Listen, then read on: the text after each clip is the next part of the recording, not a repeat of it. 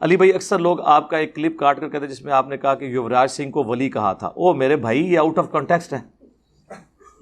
یہ تو اسی طریقے سے قرآن میں لکھا ہے حضرت عیسیٰ اللہ کے بیٹے ہیں,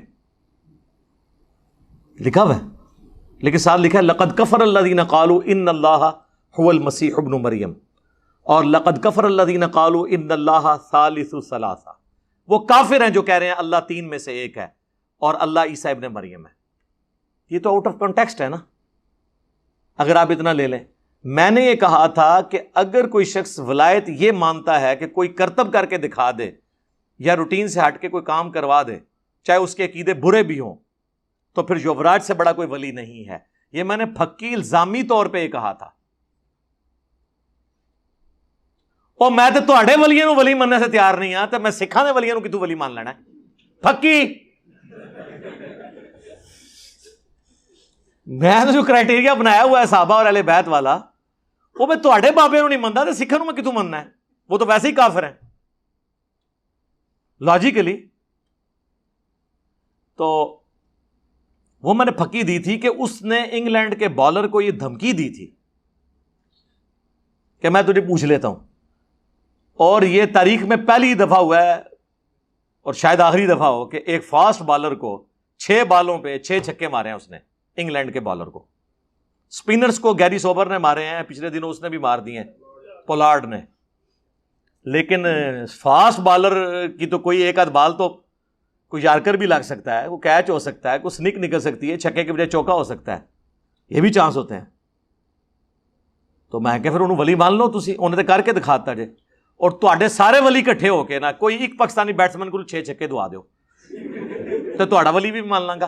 تو یہ میں نے الزامی بات کی تھی. وہ میرا پورا کلپ آپ دیکھیں. یہ جو کلپیاں کاٹ رہے ہیں نا سر, یہ تو قرآن سے بھی آپ کتنی باتیں کاٹ سکتے ہیں. نماز کے قریب مت جاؤ, آگے لکھا ہے جب تم نشے کی حالت میں ہو.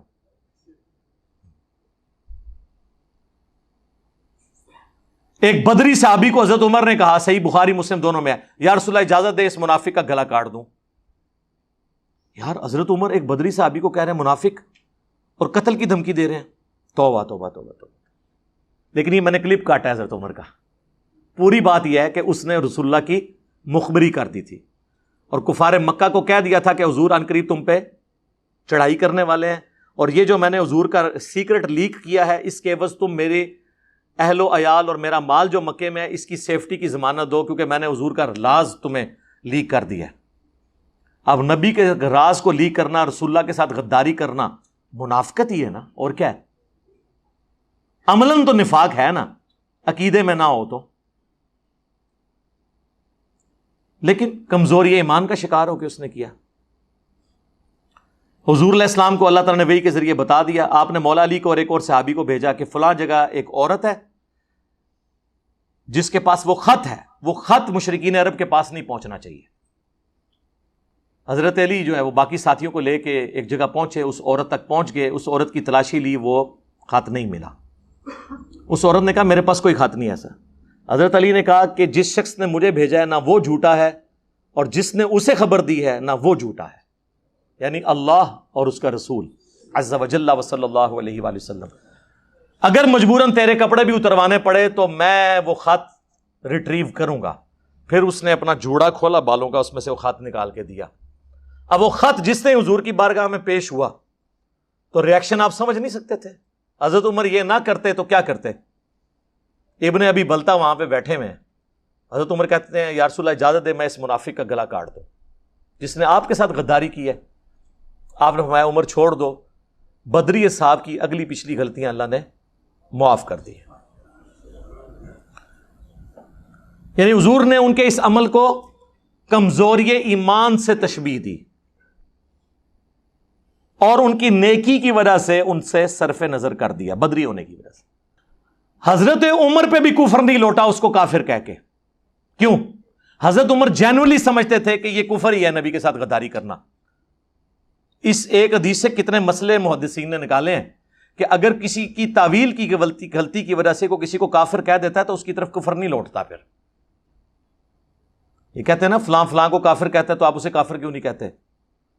کافر اسی وقت ہوگا جب کلمہ پڑھاتے وقت جو آپ نے منوایا تھا اس کا انکار کرے.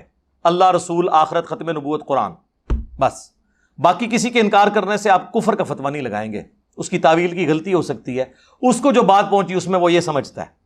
ہاں اللہ رسول کا کوئی انکار کر دے گا، آخرت کا، قرآن کا، پھر ہم اس کا کوئی لحاظ نہیں کریں گے، اس میں تو تعویل کی غلطی کی گنجائش ہی نہیں ہے۔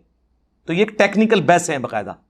لیکن حضرت عمر کو حضور نے نہیں کہا کہ توبہ کر، رجوع کر، تو نے ایک بدری کو کافر کہہ دیا، کفر تیری طرف لوٹ آیا ہے، کیونکہ بخاری مسلم میں حدیث ہے جب کوئی کسی کو کافر کہتا ہے تو دونوں میں سے ایک ہو جاتا ہے۔ حضور نے کسی سے کوئی توبہ نہیں کرائی، آپ کو پتا تھا، وہ اپنی جگہ درست کہہ رہا ہے اور نبی علیہ السلام نے صرف نظر کیا۔ اچھا اس میں ایک، یہ تو پھکی ہوگی ناسبیوں کے لیے، اب رافضیوں کے بھی لیے بھی اس میں پھکی ہے۔ بعض لوگ جو کہتے ہیں نا کہ وہ مسلم میں حدیث ہے علی سے محبت نہیں رکھے گا مگر مومن، علی سے بغض نہیں رکھے گا مگر منافق، لہذا جنہوں نے ممبر رسول پہ حضرت علی پہ لعنت اور سب و شتم کروایا تو ان کو منافق کیوں نہیں آپ کہتے؟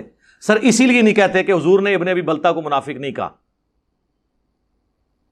ان کے اس عمل کو کمزوری ایمان سمجھا، رسول اللہ کے ساتھ ٹکر نہیں سمجھا، دنیا کی محبت سمجھا۔ اور یہ میں اپنی طرف سے نہیں کہہ رہا، سورہ ممتحنہ میں پھر آیات نازل ہوئی ہیں اس کانٹیکسٹ میں، اللہ تعالیٰ کی اتنی سخت گفتگو ہے اس کے اندر ابن ابی بلتہ کے بارے میں کہ تمہارا ایمان اس وقت تک نہیں ہے جب تک کہ تم لوگ، چاہے تمہارے رشتہ دار قریبی جتنے بھی لوگ ہو جائیں، اللہ اور اس کے رسول سے بڑھ کے جب تک ان کے بارے میں کوئی نرم رویہ رکھتے ہو تو تمہارا نہیں، اس میں بڑے سخت الفاظ ہیں اور بخاری مسلم کی احادیث موجود ہیں۔